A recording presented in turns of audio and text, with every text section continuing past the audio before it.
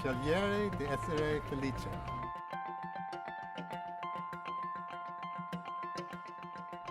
I spent a year following 6 people for the New York Times. Each of them had to choose happiness. They couldn't rely on circumstances to bring them happiness. They had to choose it. It's a very liberating feeling, having this idea that happiness is a choice you make. So, having done the series in the New York Times, I went back to the people and started writing the book about them. The series is about what life at 85 or 90 looks like to the people who are living it. And the book is really what I learned from them and how it changed my life and how it can change other people's lives. What is it like to get up every morning as a 92-year-old or a 93-year-old? And if there's so many more older people around, what do they live for? What do they hope for? What do they want?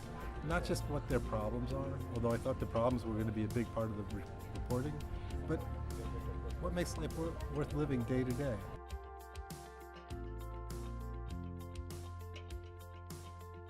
If you compare life being an older person in New York versus being someplace else, in New York you don't need to drive a car, so people aren't quite as isolated by their age as they are in parts of the country where you need to drive a car.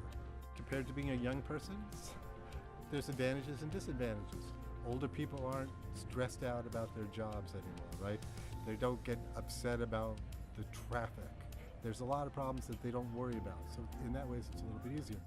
You're forced to be resilient at that age and forced to understand that loss is a part of life. And I think wisdom comes out of those two things.